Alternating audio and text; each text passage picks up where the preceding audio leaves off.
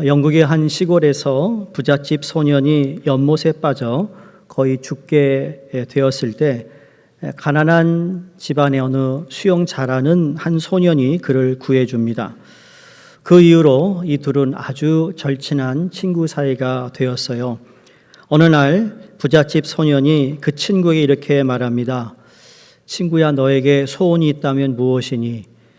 너의 소원을 내가 꼭 듣고 싶어. 그러자 가난한 집의 친구가 처음에는 대답하지 못하다가 자꾸 나에게 소원이 무엇이냐고 물어보아서 이렇게 대답했대요. 내 꿈은 런던에 가서 의학을 공부하는 거야 라고 이야기합니다. 그 부잣집 소년은 친구의 소원을 자기 아버지에게 이야기합니다. 그래서 아버지에게 간청하기를 나의 목숨을 구한 친구, 하나밖에 없는 친한 친구가 꼭 의학 공부를 할 수 있도록 도와달라 해서 그 소년이 그 아버지의 덕으로 런던에서 의학 공부를 하고 의사가 됩니다. 그가 바로 페니실린을 발견한 알렉산더 플레밍이라는 사람입니다. 이 페니실린을 발견한 지 얼마 되지 않아 플레밍은 그 부잣집 친구가 폐렴으로 위독한 상태에 빠졌다는 소식을 듣게 됩니다. 플레밍은 자기가 만든 페니실린을 들고는 급히 친구에게 달려갔고 간신히 그를 살립니다. 그렇게 살아난 친구가 바로 제2차 세계대전의 영웅인 윈스턴 처치라는 사람이었습니다. 이 두 친구의 만남이야말로 축복의 만남이 아닐 수가 없습니다. 바라기는 우리의 삶 가운데 이 만남의 축복이 있기를 주 이름으로 축원합니다. 우리의 삶에는 수많은 만남들이 있습니다. 저에게도 제 삶 지금까지 살아오면서 크게 작게 나의 만남을 통하여 하나님께서 저를 다듬고 저를 깎아내시고 또 제가 오늘 되기까지 참 영향을 미친 분들이 참 많다라는 생각을 해봅니다. 지난주에 이어서 오늘 말씀은 똑같은 주제인데 지난주에는 사울이 다메섹의 도상에서 예수 그리스도를 만남으로 그의 삶이 바뀌는 사건이었는데 하나님은 단순히 예수님을 만나는 사건뿐만 아니라 또 다른 만남을 준비하고 있었다라는 것이 오늘 본문 말씀의 배경입니다. 여러분, 사울이라는 청년이 다메섹 도상에서 예수를 만남은 그 만남 자체로 축복이죠. 이건 저희도 똑같습니다. 여기 계신 분들이 예수님을 만나 구원을 받았다면 여러분 그 만남 자체가 축복이라는 거예요. 그러니까 예수님을 만났다면 우리 모두는 다 축복을 이미 받은 사람이라는 거죠. 오늘 본문이 이어지는 지난주에 말씀이 이어지는 오늘 말씀 보면 사울이라는 청년이 대제사장에게 영장을 받고 그리고 다메섹에 있는 여러 회당에 가기 위해 자진해서 갔고 그리고 그의 혈기와 열심과 정말 하나님을 위한 그러한 생각으로 갔는데 어떻게 됐어요?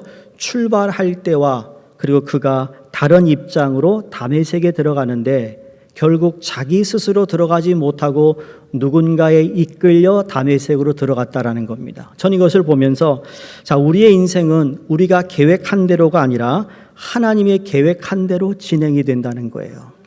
나는 이런 뜻으로 했는데 하나님 그것이 아니라 하나님의 방법으로 하나님의 일을 성취해 가는 것을 경험하게 된다는 것이죠. 우리가 신앙생활하면서 그런 일이 참 많아요. 저도 목회하면서 나름대로 생각하고 계획을 세우지만 하나님이 다른 방법으로 그 일들을 이렇게 이끌어 가시는 것을 보면서 참 내가 할 수 있는 것은 최선인데 하나님이 그 일을 하실 때 내가 그 하나님이 이끄심에 내가 순종하고 가느냐 가지 못하느냐에 문제가 있다는 것을 발견합니다. 여러분, 교회를 멸하려 했던 사울의 계획은 숲으로 돌아갑니다.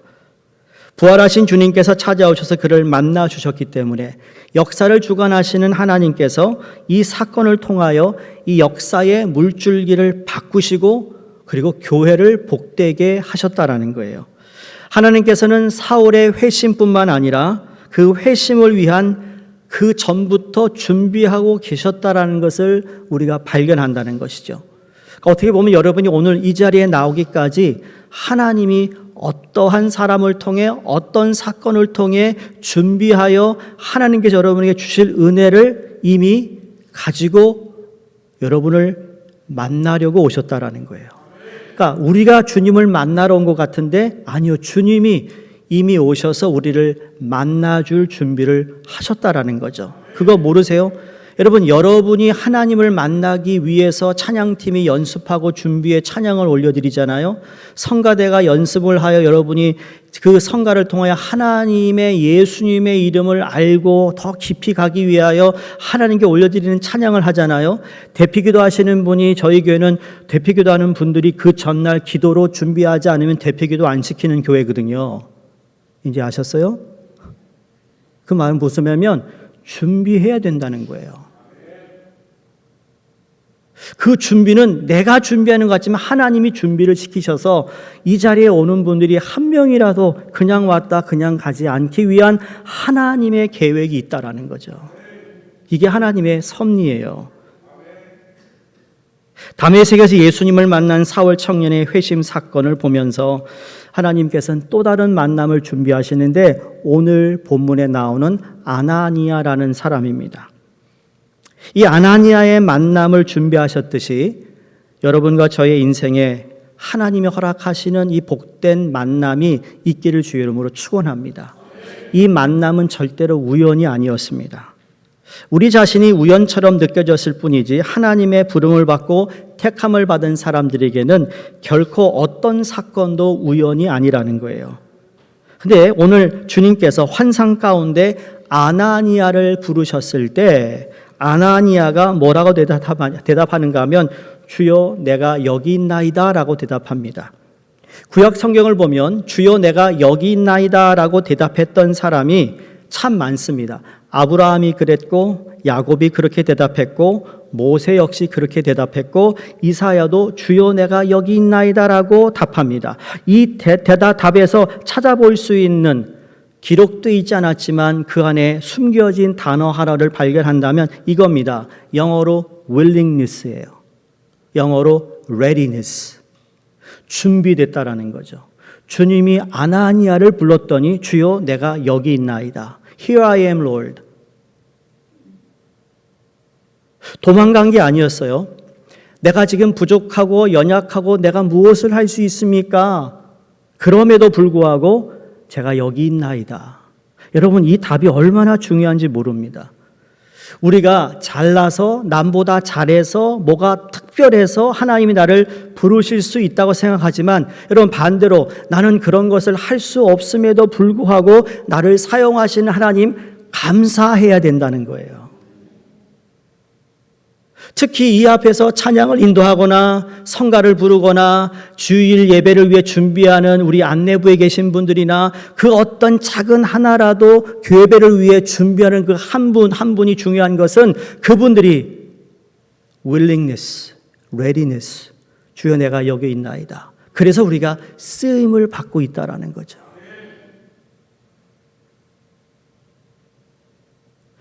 아나니아에게 관한 정보가 성경에 그리 많지 않습니다. 오늘 본문에도 보면 그 사람이 누구인지 설명하지 않아요. 유명한 12 사도 가운데 한 사람도 아니었고 예루살렘 초대교회에 알려진 어떤 성도나 집사도 아니었어요. 예루살렘이 큰 도시라고 말한다면 다메섹은 멀리 떨어져 있는 시골의 한 지방 도시인데 그는 그곳에 살고 있는 한 무명의 성도요. 그런데 예수님을 사랑하는 제자였습니다. 어쩌면 그의 생애는 사울을 만나기 위해 준비되었는지도 모릅니다. 왜? 이 사건이 있고 난 후에 아나니아의 이름은 기억되지 않습니다. 더 이상 기록에 남지 않아요. 그러니까 성실하게 하나님 앞에 섰던 아나니아는 사울의 컨버전, 회심을 통하여 그를 만나 안수기도 하여 성령 충만케 하여서 사울이 사도 바울이 되게 하는 정말 복된 만남을 위하여 아나니아를 준비시켰다라는 거예요. 저는 이 가운데도 아나니아와 같은 분들이 있다고 믿습니다. 우리의 삶 주위에 잠깐 만났지만 큰 영향력을 미치는 사람이 있는가 하면 반면에 오랫동안 만났지만 전혀 영향력을 미치지 못하는 사람도 있습니다. 그냥 세월만 보냈을 뿐이죠. 어떤 사람은 예수를 잠깐 믿었지만 크게 변하고 성숙하는 사람이 있는가 하면 어떤 사람은 수십 년 동안 교회를 들락날락했지만 전혀 변하지 않는 사람도 있습니다. 한국의 정채봉치가 시인으로서 쓴 에세이집에 만남이라는 글이 있습니다. 그 만남의 시에는 세 가지 종류의 만남을 이야기하는 첫 번째가 생선 같은 만남이래요. 비린내. 맞아요. 만지기만 하면 비린내가 나는 만남을 말합니다. 만나면 서로에게 좋지 않은 영향을 준다는 거죠. 시기해요, 질투해요, 싸워요, 원한을 남기게 되는 만남. 이런 만남은 오래 갈수록 어떻다고요? 더 비린내가 묻어난대요. 두 번째 만남은 꽃과 같은 만남이래요. 꽃이 피어 있을 때는 환호하지만 시들게 되면 버리고 마는 만남이다. 그래서 모든 육체는 풀과 같은데 풀은 쉬마르고 꽃은 시비를 넘지 못합니다. 꽃과 같은 사랑은 풋사랑이라는 거예요. 마지막이 손수건 같은 만남이다. 상대가 슬플 때 눈물을 닦아줍니다. 그의 기쁨이 내 기쁨인 양 축하하고 힘들 때 땀을 닦아주는 언제나 함께하는 만남을 말하는데 이게 부부나 목사와 성도의 만남, 이 모든 것들이 손수건의 만남이 되기를 주의 이름으로 축원합니다. 그럼 아나니아는 누구인가? 사도행전 22장에 보면 이제 사도 바울이 자기의 회심을 다시 생각하며 그가 설교하는 내용 가운데 아나니에 대한 언급이 나와요. 사도행전 22장 12절 이렇게 말합니다. 율법에 의하면 경건한 사람으로 거기에 사는 모든 유대인들에게 칭찬을 듣는 아나니아라 하느니가 그랬어요. 여기 두 가지를 얘기합니다. 첫 번째로 율법을 보면 완전하고 두 번째 경건한 사람이라고 사울이 소개합니다. 이 사람은 예수를 믿을 뿐만 아니라 아주 경건하고 율법대로 하나님을 사랑했고 사모했어요. 그 다음에 모든 사람에게 칭찬받는 사람이었다고 말씀에 기록되어 있습니다. 여러분, 이 말씀에서 십자가를 떠오르게 됩니다. 너의 하나님을 너의 몸과 마음과 뜻과 정성을 다해 사랑하고 두 번째는 뭐죠? 내 이웃을 내 몸같이 사랑하라. 바로 22장 이 말씀에서 아나니아는 하나님을 지극히 사랑했던 사람인데 그 지극히 사랑했던 사람이 그 삶에도 내 주인인 사람에게 칭찬을 받을 정도로 사랑을 했던 사람이라는 것을 알게 된다는 것이죠. 간혹 우리는 교회에서는 정말 칭찬받을 만한 건 사람인데 세상 나가면 칭찬을 받지 못하는 사람이 있어요. 반대로 세상 나가서는 칭찬을 받는데 교회 안에 와서는 칭찬을 받지 못하는 사람이 있을 수 있어요. 성도님들, 우리의 소원은 뭘까요? 통일이 아니고요. 우리의 소원은 안에서나 밖에서나 하나님을 사랑하는 사람이 되어야 된다는 거예요. 하나님을 진심으로 사랑하는 사람은 이웃을 사랑하는데 이 칭찬받는 사람, 여러분 교회에서 칭찬받는 사람 되세요. 밖에서 칭찬받는 사람 되시라고요. 왜 그러는 줄 아세요? 내가 어디에 가든 내가 똑같이 칭찬을 받는 사람이라는 것은 그 사람이 누구인가에 대한 질문에 내가 어떤 답을 하느냐에 달려 있다고 생각해요. 율법으로 경건하고 완전한 사람이 과연 몇 명이나 있을까? 여러분, 율법적인 사람을 이야기하는 것이 아니고요. 정말 퍼펙트한 사람을 우리에게 말씀하는 것이 아니에요.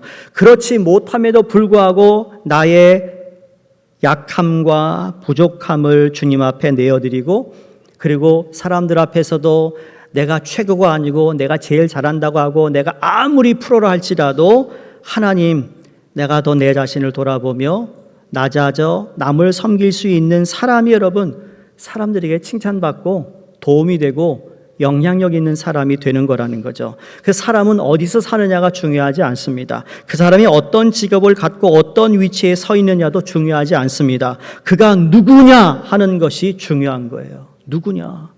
묻고 싶어요. 여러분, 누굽니까? 대부분의 사람은 어디 사느냐?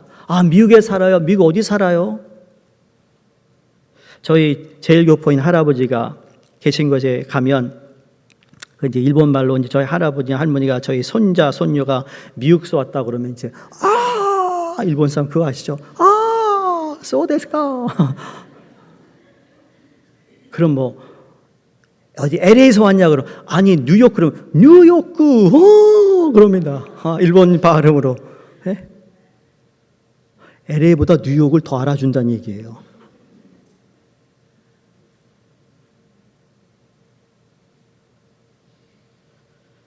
한국에서 서울에 산다고 하면 서울 어디서 사느냐 묻습니다.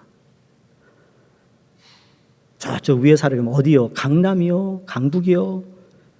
어디 사느냐 따집니다. 집이 있으면 몇 평이냐고 묻습니다. 자기 존재를 확인하려고 하죠. 차는 무슨 차를 타고 다닐까 궁금해합니다. 다른 사람들과 자신을 비교하려 하죠. 그래서 자기 만족을 느끼려 합니다. 오해하지 마세요. 어디 사느냐, 어떤 지위에 있느냐 중요하지 않다는 말이 아니고요. 그 질문보다 더 중요한 것은 당신은 누구냐라는 거예요. 하나님 앞에서 당신이 어떤 존재인가 하는 것이죠. 당신의 내면 생활이 어떠냐, 당신이라는 존재는 누구냐라는 것이 더 중요한 거예요.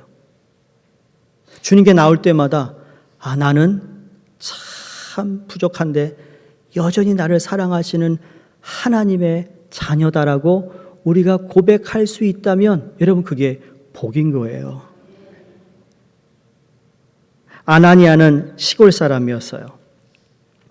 지위가 어떠했는지도 잘 알 수 없어요.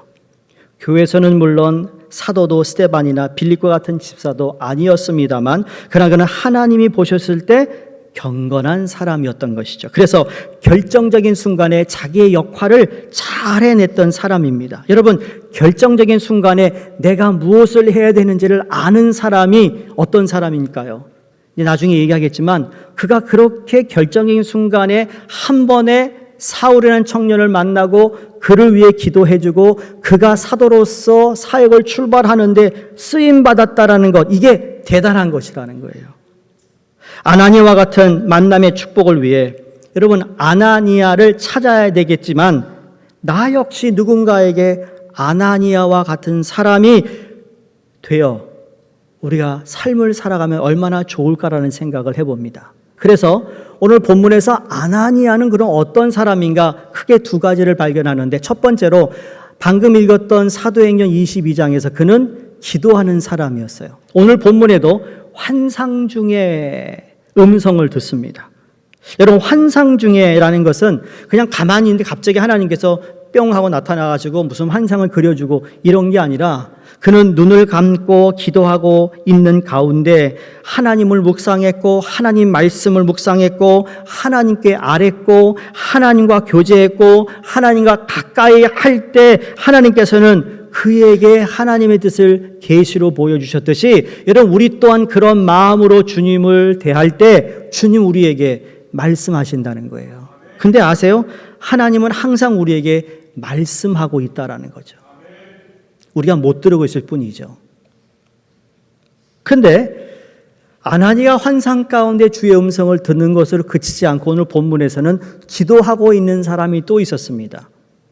다메섹 도상에서 예수님을 만난 후에 눈에 눈꺼풀이 끼어서 눈을 뜰 수 없었던 사울이라는 청년도 기도하고 있었어요. 11절에 다소 사람이라는 사람을 찾으라. 그가 기도하는 중이니라. 여기 기도하는 중이니라 영어에 보면 He is praying right now. 지금 기도하고 있다. 이 말씀을 통해 우리가 확신을 가지고 기도할 수 있는 것이 있어요. 그건 뭔가 하면 새벽 기도 때나 내가 주님께 기도하고 있는 그때 주님은 다 알고 계시다라는 거예요. 여러분 이게 우리 확신이 있다면 우리의 기도는 달라질 수밖에 없다고 생각합니다. 내가 하는 모든 기도를 주님이 듣고 계시다. 할렐루야. 어느 기독교 학자가 이런 말합니다. 하나님께 기도하는 그리스도인에게 가장 어려운 것은 하나님께서 내 기도를 들으신다는 것을 믿는 것이다.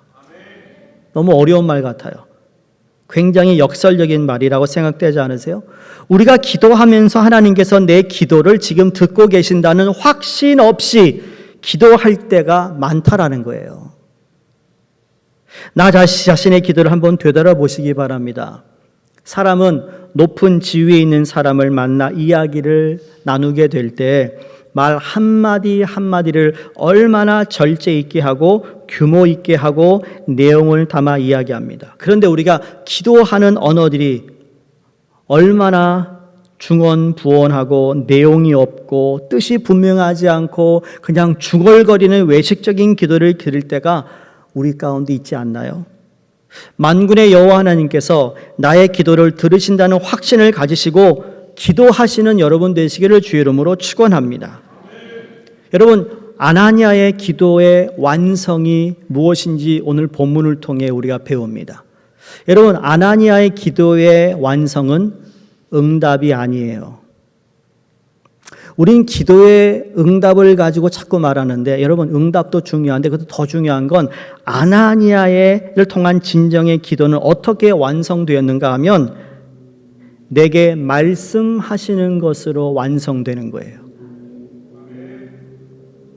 주여 말씀하옵소서 종이 듣겠나이다.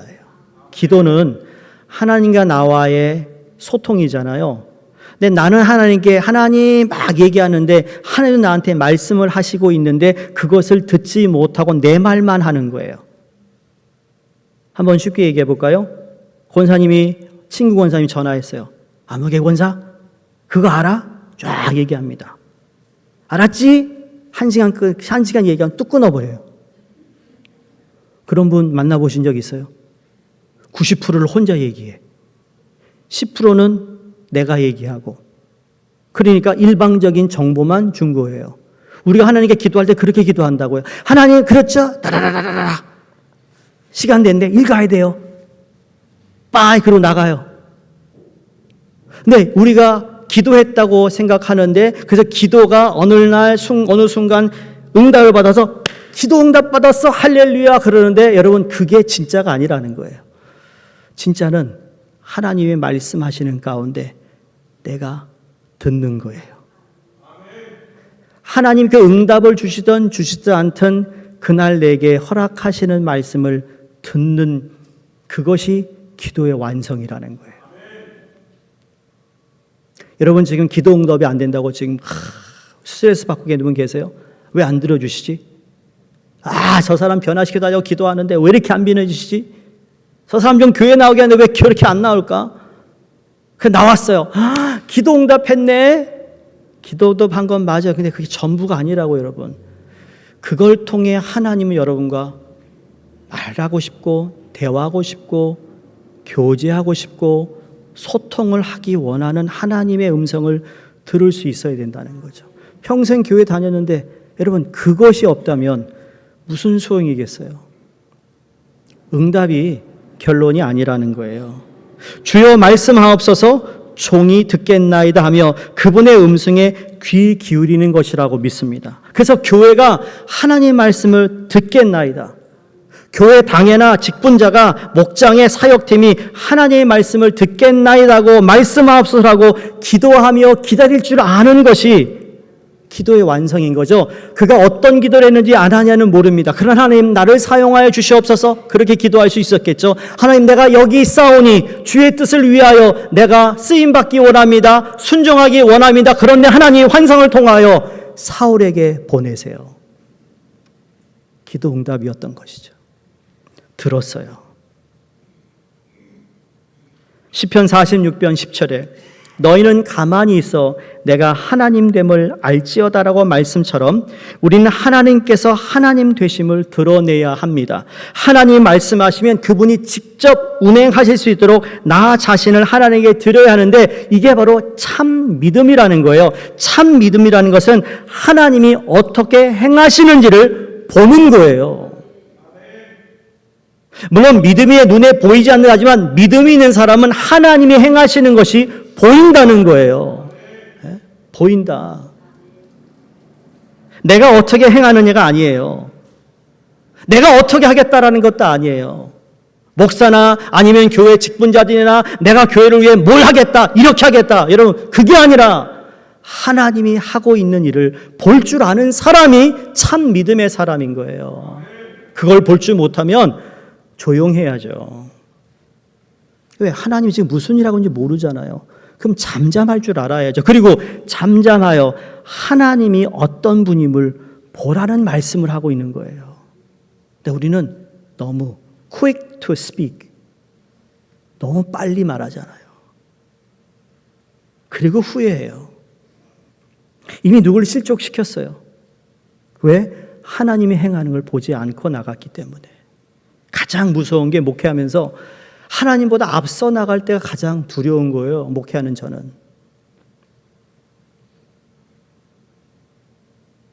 참 믿음은 하나님께서 어떻게 움직이시고 어떻게 말씀하시고 어떻게 운행하시고 어떻게 기적을 베푸시는가를 목격하는 겁니다. 저는 그런 일들이 우리 안에 많이 있게 되기를 주 이름으로 축원합니다.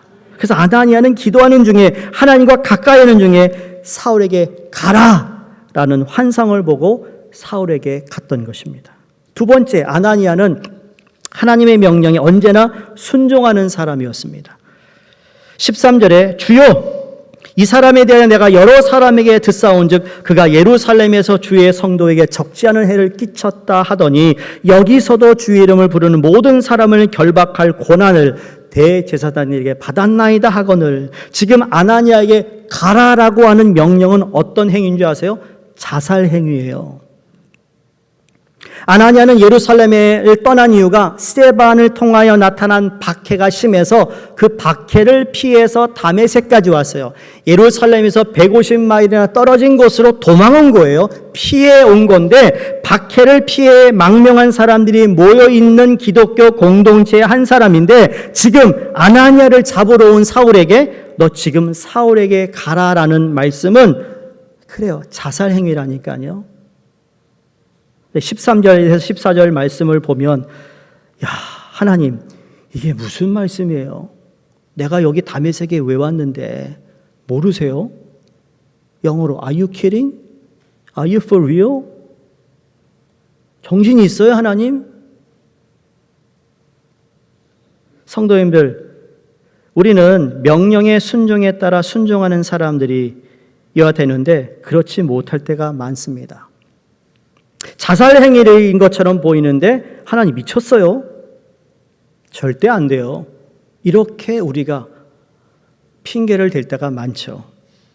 그 이야기를 들으면서 그 내용을 살펴보면서 순종할 만하면 순종하고 그렇지 않으면 순종하지 않겠다라는 것, 이건 순종이 아닌 것이죠. 순종보다 더 중요한 것은 순종의 태도라고 생각하는데 어떤 명령을 내리든지 나는 순종하겠습니다라는 그러한 의지와 결단이 우리에게 필요합니다. 근데 이 결단을 할 수 있었던 게 뭔지 아세요? 아나니아는 기도하는 사람이었기 때문에. 아까 기도가 뭐라고 그랬어요? 응답이 아니에요. 어떻게 완성된다고요? 하나님이 주시는 말씀을 들을 때 완성되는데 지금 말도 안 되는 자살 행위를 얘기할 때 순종해요. 어떤 말씀을 하던 나는 그 말씀에 따르겠다라는 기도를 하고 있었던 거죠. 내가 기대하는 답이 아니에요. 그러면 안 합니다. 그러면 100날, 1000날, 만날 교회 다녀도 그 사람은 하나님을 경험 못하는 사람이에요. 안타까운 사람, 불쌍한 사람이에요.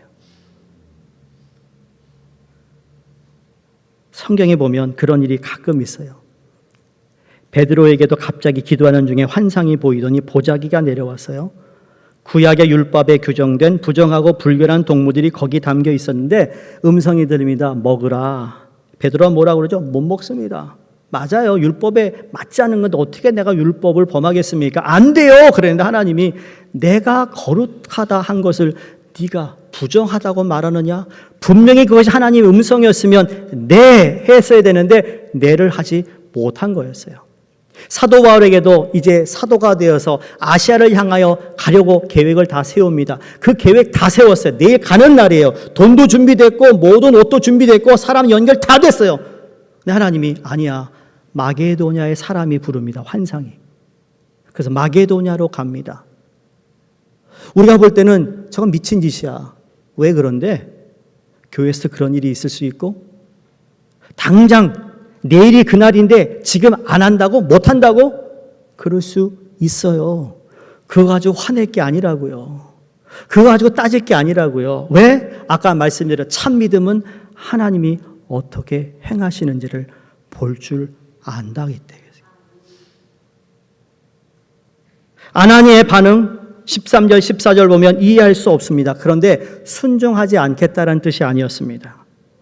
놀라긴 했지만 주님의 음성을 들었을 때 그는 두말하지 않고 즉각 자기의 두려움, 자기의 선입관, 자기의 염려 등을 전부 덮어두고 순종합니다. 순종하는 자에게 하나님의 비밀을 보여주세요. 순종하는 자만이 하나님의 비밀을 보는 축복을 받게 됩니다. 그런데 여러분, 특별한 사람만 순종하는 게 아니라는 거예요. 여러분도 순종할 수 있다라는 거죠. 목사만 그런 거 순종하는 게 아니라 제가 제일 긴장하는 게 뭐세요? 뭔지 아세요? 하나님이 우리 성도들의 마음을 막 그냥 성령의 불로 막 그래가지고 어쩔 줄 몰라서 어떻게 해야 될까? 어떻게 내가 교회를 잘 섬길까? 어떻게 하면 내가 정말 하나님께 영광의 삶을 돌릴 수 있을까? 그런 마음에서 막 하나님, 주님, 목사님, 나 이런 거 하고 싶어. 저것 그런 사람이 제일 지금 긴장되게 해요. 저 그런 분이 많았으면 좋겠어요. 문제로 긴장시키지 말고, 하나님 내 안에서 일하는 걸 통해 내 좀 긴장을 좀 줘야 되는데 항상 문제 터지는 일로. 아시죠? 목사가 제가 지난주 3040 LA 다녔는데 3040 좋아요. 항상 담임 목사는 제가 경험으로는 출타하면 꼭 크고 작은 일들이 있어요. 교회. 그 돌아오면 그걸 수습해야 되는 일들이 있어요. 그걸 컴플레인하는 게 아니라 그게 목회니까. 근데 가능하면 그런 것이 아니라 하나님 주신 이 놀라운 은혜와 축복을 가지고 주체할 수 없는 뭔가 주를 위해 일을 벌리고 있는 일 말이에요. 그런 일이 있기를 바랍니다. 다메섹에서 주님을 만난 사울의 경험, 저 여러분도 다메섹은 아니지만 그 경험을 다 했다고 믿습니다. 근데 여러분, 만남은 경험으로 끝나지 않았다는 것이 오늘 본문의 결론입니다. 15절 16절의 말씀을 보세요. 야, 내가 저 사울이라는 청년을 왜 택하느냐 하면 이방인들에게 복음을 전하기 위해서 내가 그를 택했어. 근데 그 사람이 택함을 받아 복음을 전하는데 영어로 He must suffer for my name. 그는 나의 이름 때문에 고난을 받을 거야 그럽니다. 무슨 말이죠? 경험을 통해 그가 짊어져야 하는 고통이 있다라는 거죠. 그게 교회를 위한 고통이었어요. 예수 그리스도를 위한 고통이 따른다는 거죠. 그것을 감수할 수 있어야 된다는 거예요. 복음을 전하는 전도 여행에 엄청난 핍박이 있지 않았겠습니까? 여러분, 저의 문제는 뭔가 하면 신비한 경험은 원하면서 고통을 수반하려 하지 않으려고 한다는 것이죠. 우리 모두가 구해야 할 것은 사도 바울이 걸어갔던 십자가의 길이라는 거예요. 이것을 구할 수 있는 저 여러분이 되기를 바라는 겁니다. 그러니까 우리에게 필요한 것은 체험과 경험이 아니라 그걸 통한 변화인 거예요. 변화. 왜 하나님을 만나야 됩니까? 변화가 필요하기 때문에. 변화를 구할 때 필요하시다면 하나님은 체험도 주시는 분이라고 믿습니다.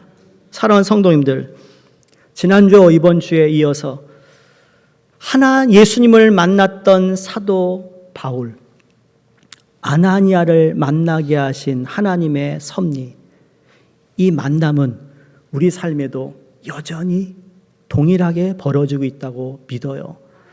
주님을 믿고 구원받은 백성들에게 하나님은 아나니아와 같은 사람을 통해 우리를 만나고 이야기하고 때로는 그 사람이 주님의 손길이 되고 하나님의 마음이 되고 위로자가 되고 보호자가 된다는 거예요. 한 번도 보지 않고 도망왔던 사울에게 아나니아가 순종하여 사울에게 갔더니 그게 뭐라고 부르는 줄 아세요? 형제 사울아, brother Saul 그럽니다. 이건 대단한 고백인 거예요. 저 사람이 나를 잡으러 온 사람이고 얼마나 과격하고 나 잘못 보이면 그냥 죽음을 면할 수 없는 그러한 사람이라는 걸 알면서도 하나님의 음성을 듣고 순종하여 나아갔던 그에게 담대함이 있었다. 그건 모르겠습니다만 그를 향하여 You are my brother now. 여러분, 이게 교회 안에서 우리 가운데 언제든지 어느 순간 나와야 할 고백이라고 전 믿습니다. 그 사람이 어떤 사람이든 상관없이 You're my brother. Hey brother Chris. Hey brother someone. Sister 권사님. Sister 안무개 권사님. 그렇게 말할 수 있어야 된다는 거죠. 나와 다른 사람이라 할지라도, 저 사람이 나를 욕한 사람을 할지라도 In Christ, you're my brother. 주 안에서 당신은 나의 자매입니다. 이런 고백을 할 수 있다면, 여러분, 그런 고백을 하는 교회를 다닌다면 우리는 세상에 부러울 것이 없는 거예요. 우리의 잘못도 알고 과거사도 암에도 불구하고 그를 향하여 형제 사오라 부를 수 있는 만남, 그 만남을 허락하신 하나님께 모든 영광을 돌리며 이 만남의 축복이 우리 교회 안에 풍성하게 그 만남을 통한 예수 그리스도의 영광이요 우리에게는 더 아름다운 교제와 교회를 세워나가는 우리 한 분 한 분 되시기를 주 이름으로 축원드립니다.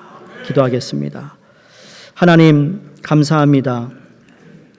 다메섹 도상에서 예수님을 만나며 또 아나니아를 만나게 하신 하나님의 섭리에 감사를 드립니다.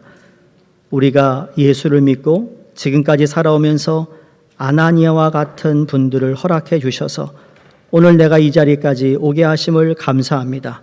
하나님, 이제는 아나니아와 같은 사람만을 찾지 않게 하시고 내가 누군가에게 아나니아와 같은 만남의 축복을 허락해 주시옵소서. 예수님 이름으로 기도드리옵나이다. 아멘.